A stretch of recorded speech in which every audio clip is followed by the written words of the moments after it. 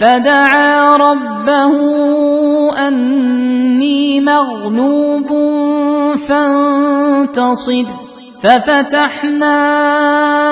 أبواب السماء بماء منهمر وفجرنا الأرض عيونا فالتقى الماء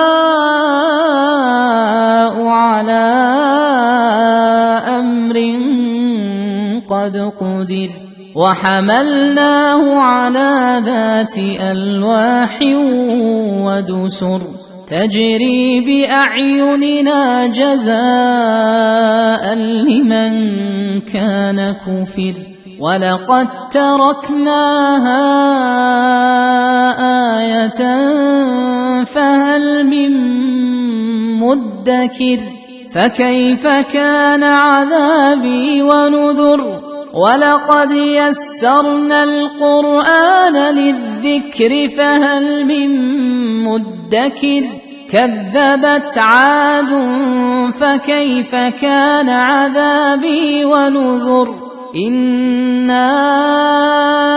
أرسلنا عليهم ريحا صرصرا في يوم نحس مستمر تنزع الناس كأنهم أعجاز نخل منقعر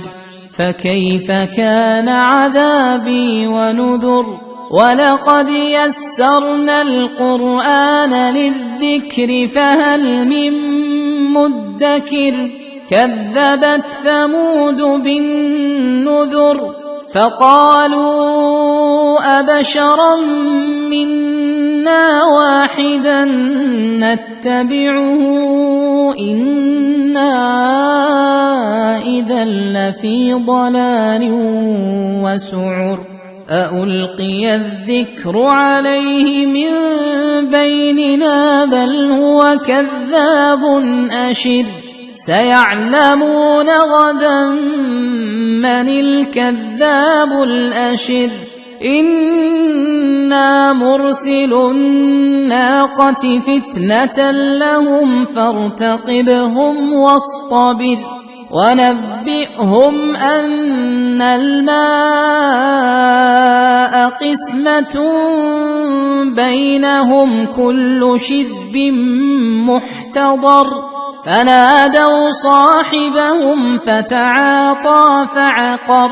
فكيف كان عذابي ونذر إنا أرسلنا عليهم صيحة واحدة فكانوا كهشيم المحتضر ولقد يسرنا القرآن للذكر فهل من مدكر